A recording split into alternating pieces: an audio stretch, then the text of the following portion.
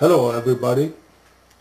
Today we are going to discuss management Indian style.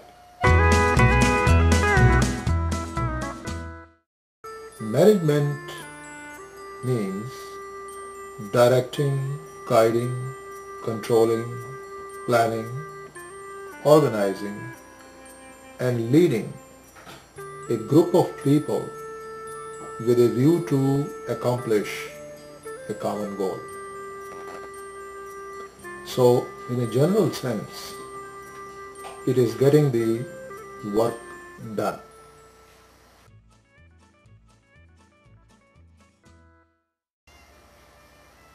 Western world has developed many theories.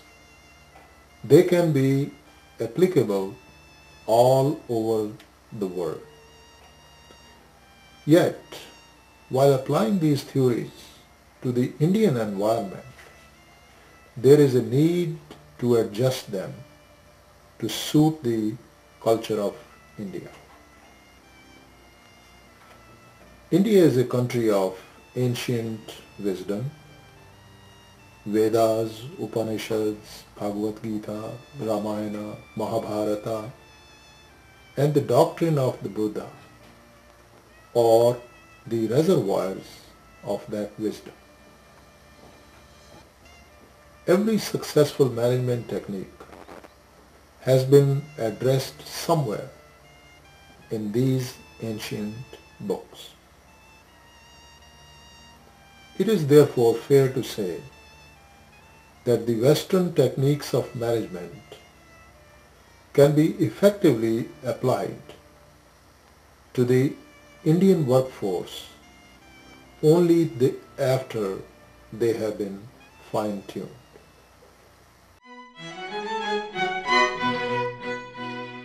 According to the Western thought, the three vital elements to promote any business venture can be summed up in these three single words: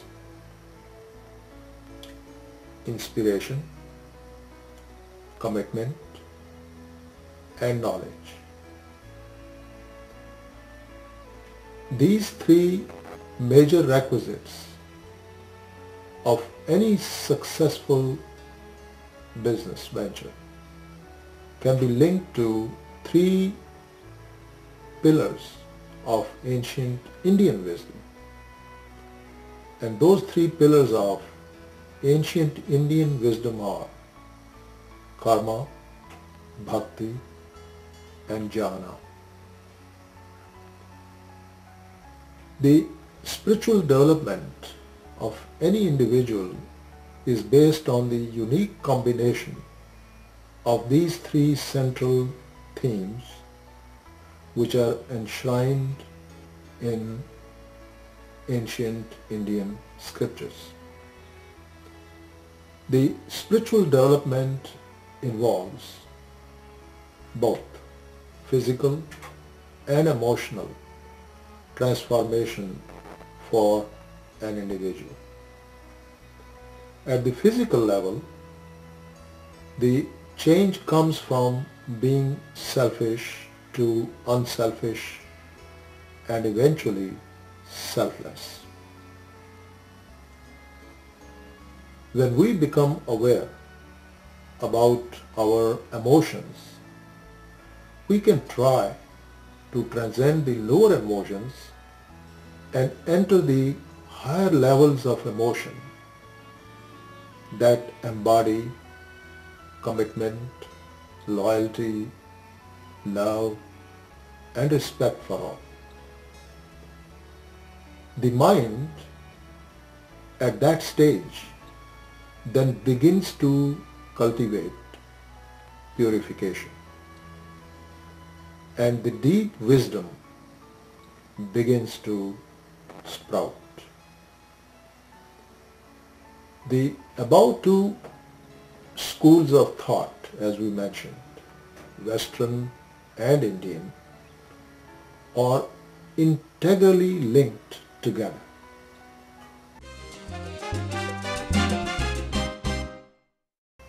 Here is how we can understand that link. First, let's address karma. Karma is a synonymous word with creation, action, and work.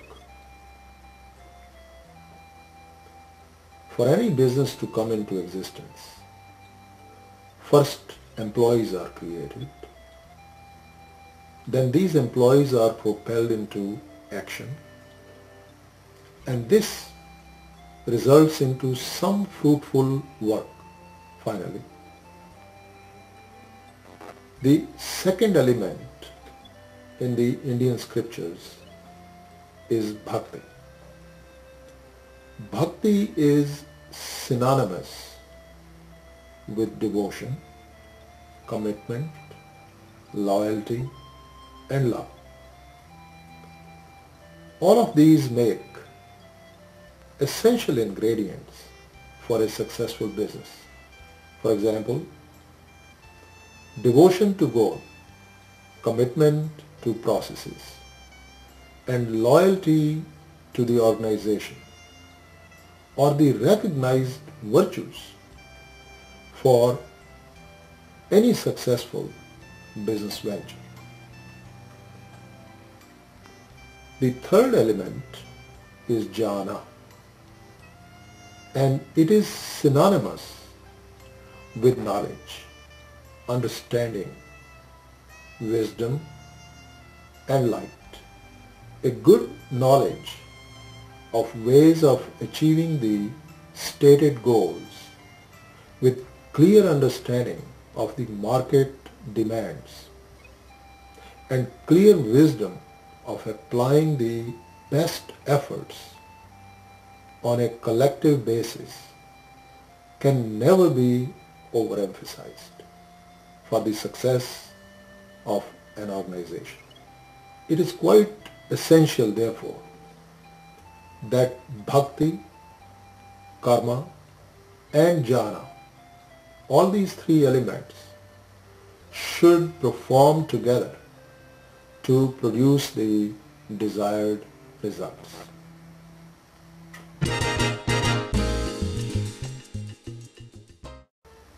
Let us see how this is so true. Imagine any effort or action, even though it is performed with full knowledge, but without devotion. Guess what will be the outcome? It will produce a product with a very poor quality, and it would have no regard for the expectations and the satisfaction of the customer.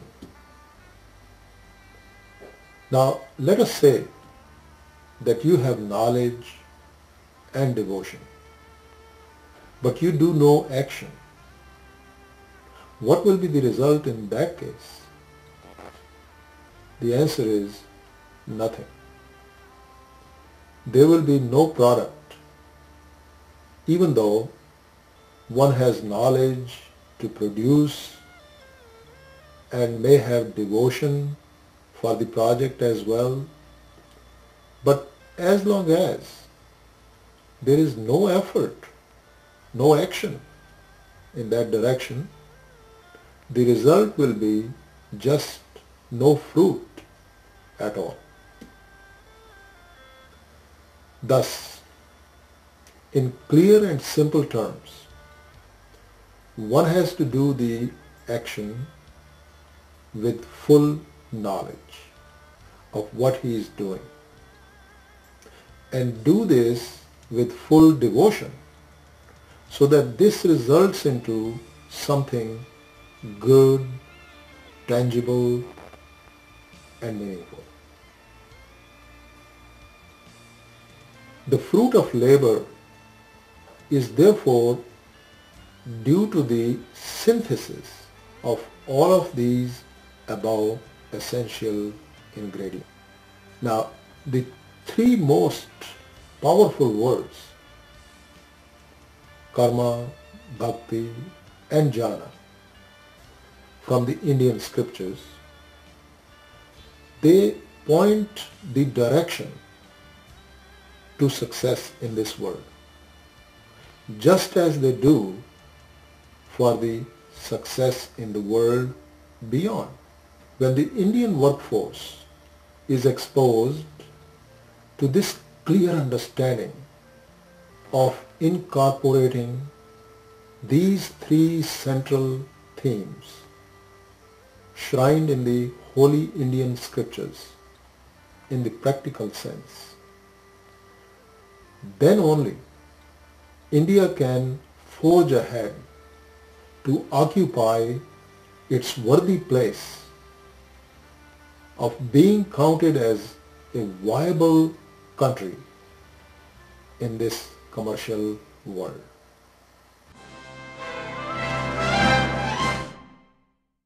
Any business organization that upholds the benefit of the society and the stockholders is bound to benefit for itself as well.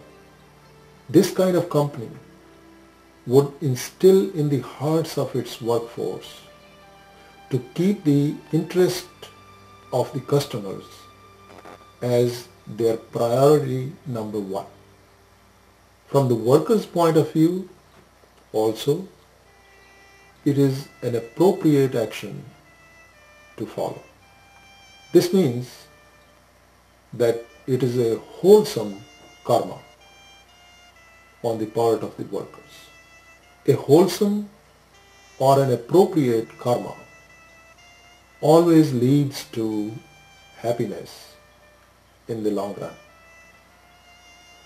This happiness can manifest itself in the form of better and comfortable life, even from the material angles. There are no two opinions about the fact that in order to attain material success in life, the essential requisites are that one should harbor the desire to gain wealth. You must have desire to make money, and then follow up the plans with your devoted actions, and then it has to be combined with good moral character and conduct. And finally, you do not settle for less than excellence of the desired results. So, if we sum it up, we would say the four essential requisites therefore are: good moral conduct, reason for action, desire for material gains, and excellence in work. When we go into the Indian scriptures, we have the exact same parallel that points out all of these above four essential elements for achieving highest attainments in life.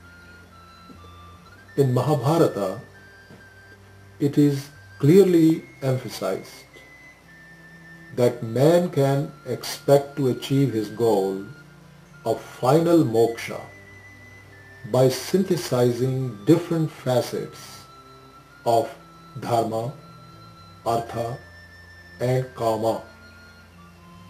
These four facets have similar context as the above four essential elements we addressed for the success of an organization. Now this can be explained in the following manner. Dharma includes code of conduct. Artha means material attainments or wealth. And by the way, this becomes the reason for action also. Kama means the desire. And moksha incorporates the finality in the excellence of the resultant output. Kama, or the desire, drives a person towards action so that he can attain material wealth. Dharma, which is the good conduct, keeps checks on kama, or the desire, so that the person is not indiscriminately pursuing his goal through inappropriate actions, which can become hindrance in reaching the goal. When dharma, artha and kama come together, the result is bound to be excellent, and that's what moksha is.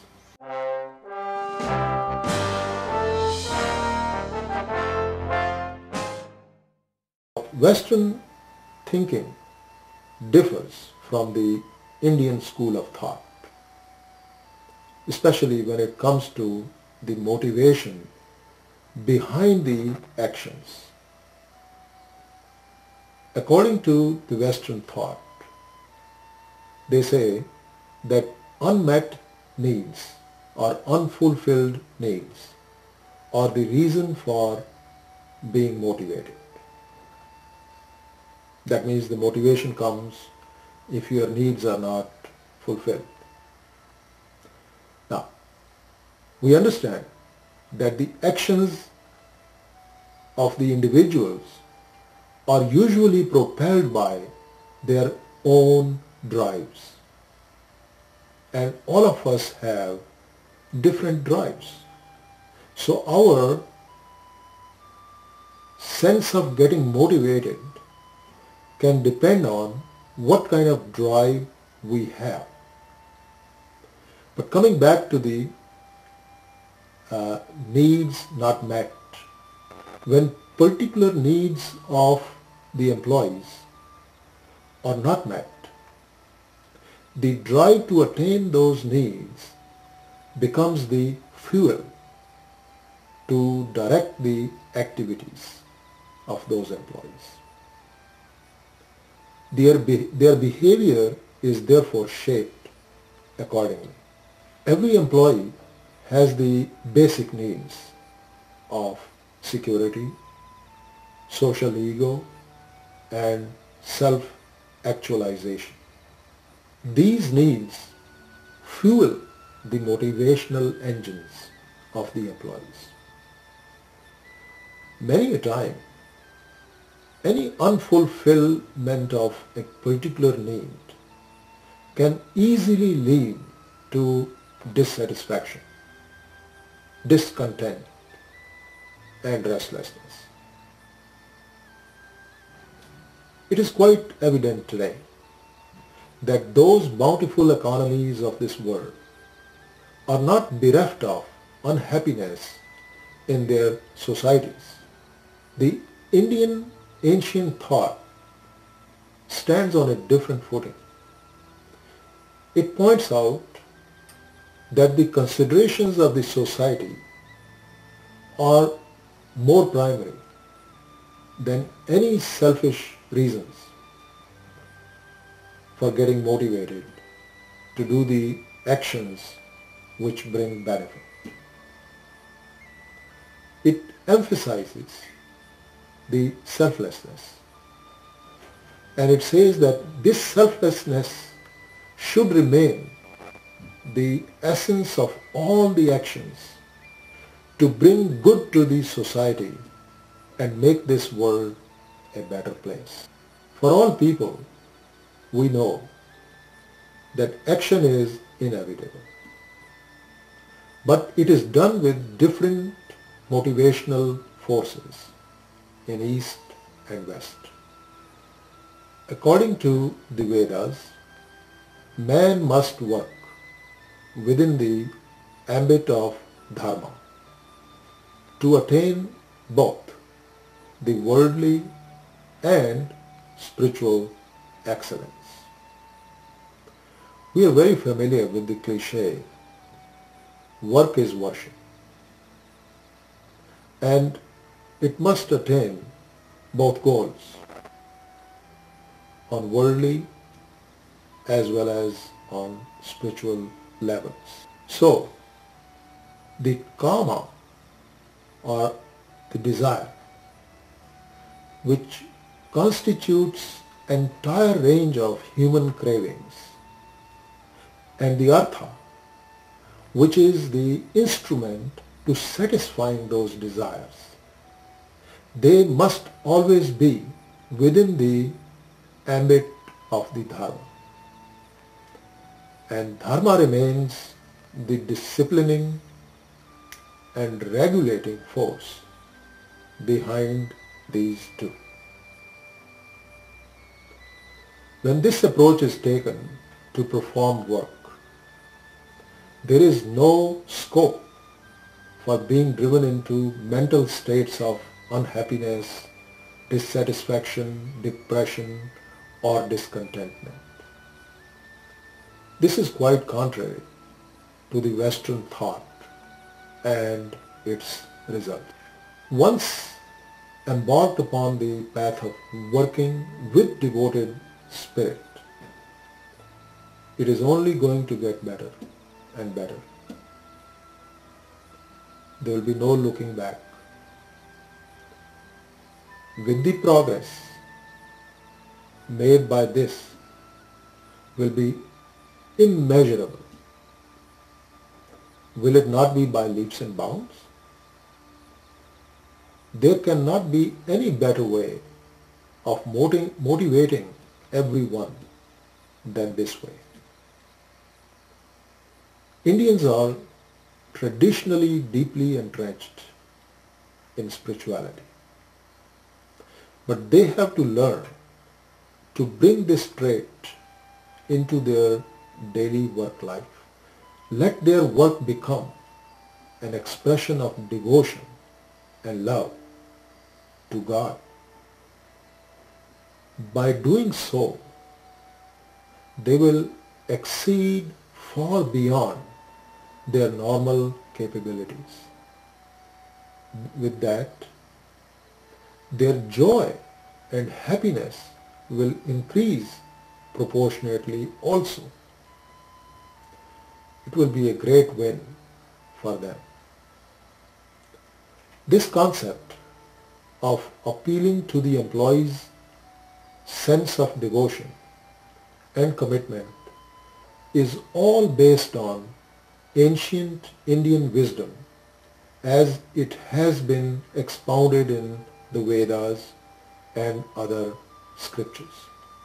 As opposed to this, the Western world resorts to the concept of either emphasizing the need to goad and push people to work and dangling in front of them a carrot as a reward. Or sometimes using a stick of punishment. And sometimes they do stress a collaborative strategy of work, and they impart motivation through discussion and empowerment. We know that the Western approach has yielded good results. There is no dispute about it. But we also know that it is also fraught with dangerous downswings of people's moods at times. There is no built-in constancy or of perpetual progress in this. There is no loyalty of people towards their employers. The relationships last only till mutual suitability warrants. The elements of stability and security are totally missing. and there is no happiness of any sorts. Work can be drudgery and not worship. The progressive Western minds, however, have become very cognizant now of the value of intrinsic motivation for their workforce. The intrinsic motivation is like watering the roots of the tree rather than sprinkling water over the fringes of leaves and the branches.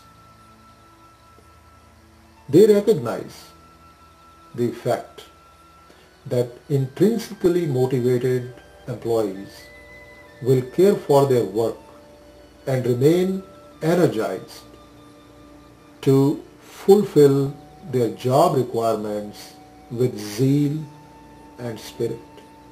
Introduction of the wisdom imparted by ancient Indian gurus in this regard is bound to bring a sea change in the attitude and the outlook of the working class, whether it is in East or it is in West.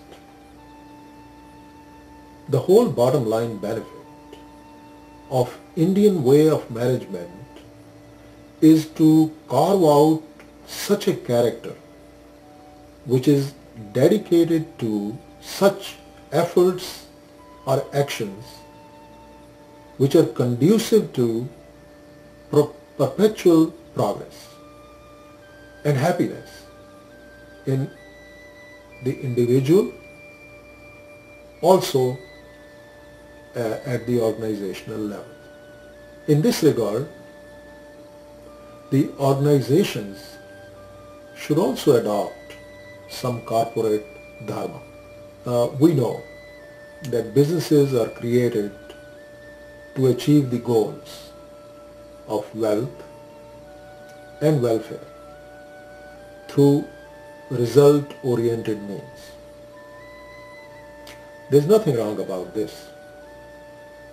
However, the businesses have to keep the welfare of all in mind in order to have conflict-free functioning and not just resort to filling the coffers of their higher echelons and remain totally oblivious to the needs of their rank and file. They must realize that their own welfare is supported by the sweat and blood of their workforce.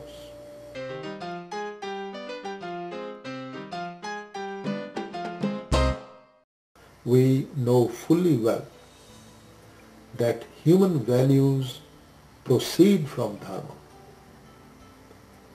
In other words, human values are completely enunciated by dharma. By committing oneself to working within the sphere of this dharma, we can therefore become better as managers, as workers, or as anybody else. One must realize one's inherent potential and continue to moralfully pursue one's objectives in life for one's own good and for also the good of others. We can realize our inherent potential only if we can dip deep within ourselves. This is what is called self-realization. All great things sprout from within. They come out from within. if our workers approach their daily work as a worship, just as Bhagavad Gita says, they will never be outcompeted by anyone in this world. Every piece of product that they produce will be considered as an offering to God. Just imagine the glitter and the excellent quality that this product so produced would depict.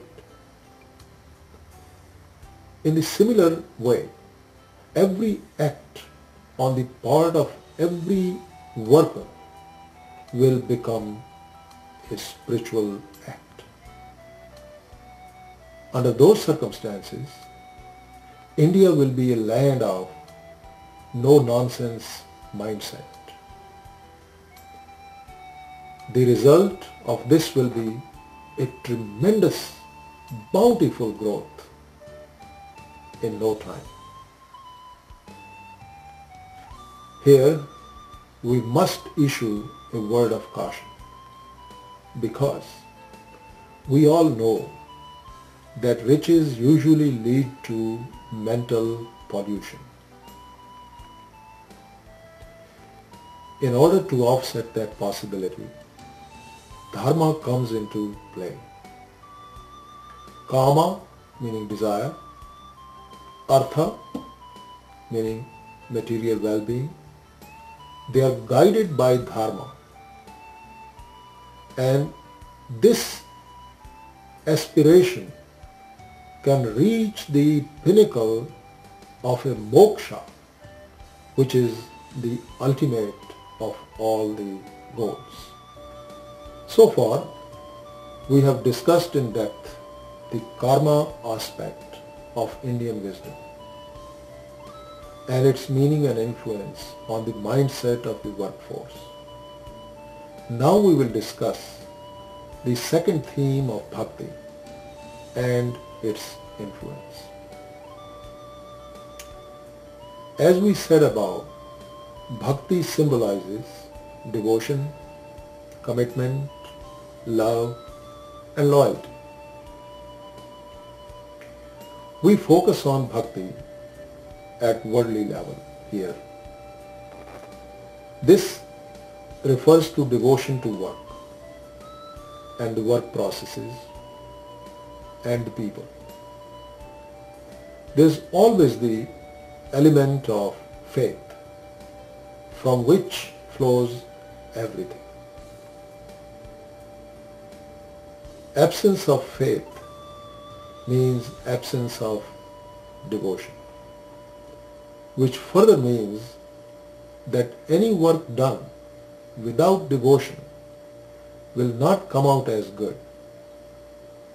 The workers must have faith in the procedures, in the good intentions of their employers, and they must have faith in their managers.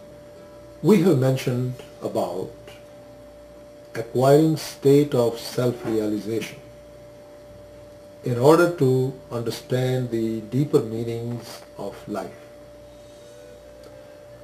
It is through self-realization that one begins to feel as one integral part with the whole universe. Being as such leads to universal love for one and all. When one gets to this stage where all differences between oneself and everyone else dissolve, the seeds of true bhakti are sown. Now we go back to Gita, Bhagavad Gita, which encapsulates the secret formula for the success through devotion to the process. In one of the verses, Lord Krishna is speaking to Arjun And he says, to action alone have you a right, and never to its fruits. Let not the fruits of action be your motive, neither let there be in you any attachment to inaction. Now, you ought not to make the result as your objective. Take care of the process, and the result will automatically follow. Bhakti path encompasses leadership, commitment to customer, attention to process, loyalty to people, and enthusiasm for the improvement in order to achieve business excellence.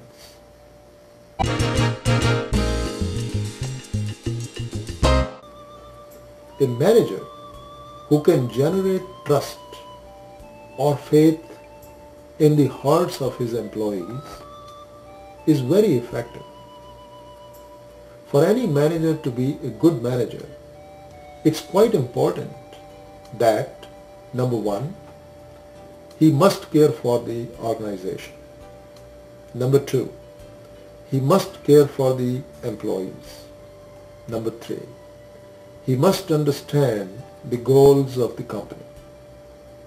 Number four, he must know what the company requirements are and what tasks are needed to be done. And finally, he must be very fair and just in his dealings with his employees as well as management. An individual with this kind of bent of mind becomes very highly effective in convincing others about matters that relate to achieving higher goals of life. A manager with this type of personality is a rare gem for the company. His influence is contagious. He sows the seeds of goodness in every heart that he touches. His employees trust him totally because he is never perceived as a threat of any sorts to them. Now, the question can be, is this kind of manager prone to let go any punishable offense by a nasty employee because he loves them so much? The answer is no. This kind of manager will play the role of a parent who will correct the erring employee, but without creating any feelings of enmity.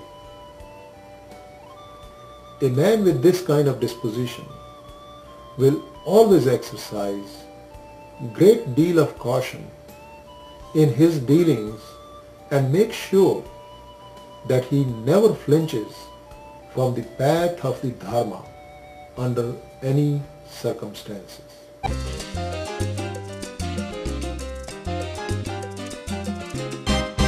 Commitment and concern for the employees is seen in action in one of the companies in India,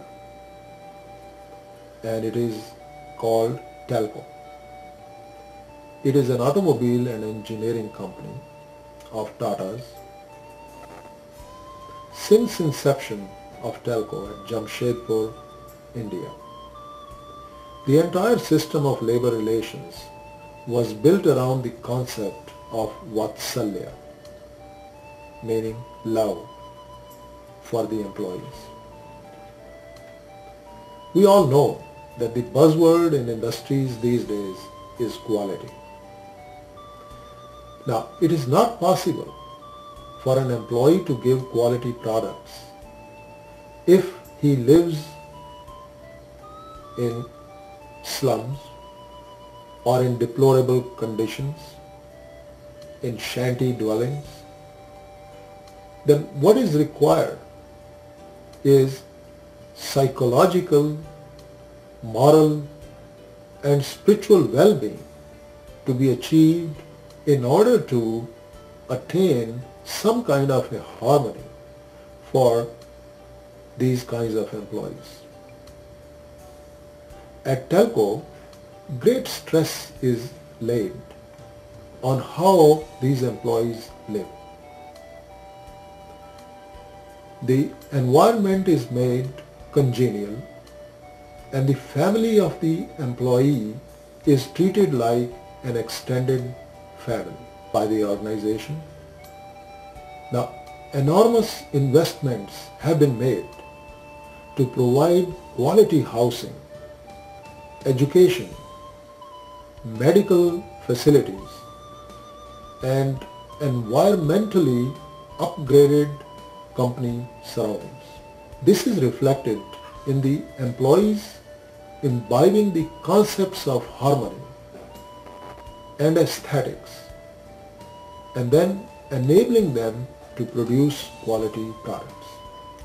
So anything done good towards the employees is returned back in the form of good to the organization. And that is the glaring example being shown at this company telco in Jamshedpur, India. The same attitude of love is also extended to the development of suppliers. In other words, it's not only limited for the development or the welfare of the employees, but it has been extended to the suppliers of the company too. Now, instead of having contractual obligations, the organization went out of its way to treat suppliers and contractors with a great deal of compassion. And under this enlightened guidance, the suppliers also were able to achieve remarkable results for this company.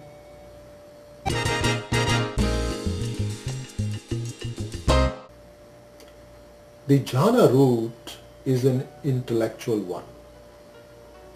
The manager knows what needs to be done and why it needs to be done. By having an intellectual understanding and accepting the goals and adopting the proper methods, the person commits himself to the task. The manager that pursues this route explains, discusses, consults, and encourages participation and ownership of decisions and commitment from the employees. The concern for others arises out of the awareness that everyone is working towards the same goal. The focus here is on organizational objectives like customer satisfaction and continuous improvement. Excellence is a big buzzword in the modern management world. Jhana, or knowledge, lends itself very well to achieve that end. In an organizational context, this would read as a constant process of evolution to better in order to ensure customer satisfaction and ultimately long-term survival. Jhana clarifies the advantages of freeing oneself from all biases and thus take the high road while making vital decisions. Eliminating selfishness through knowledge is a very critical need for ensuring a leader's credibility with all the stockholders, and it brings in a clarity of thought, an understanding of the real world that is full of contradictions, complemented by the belief in the karma philosophy. It will make a leader more effective. When a business leader experiences such a transformation, he or she metamorphoses into a business guru. The present is but a product of the past. The future is the product of the present. For all of our modern day management problems, the solutions have been discovered in the past. Only we have to modify these solutions in order to fit them in the modern day environment. We should not be relying on learning from our mistakes. It is always better to learn from business knowledge rather than from business mistakes. Business knowledge is based on an understanding of business culture.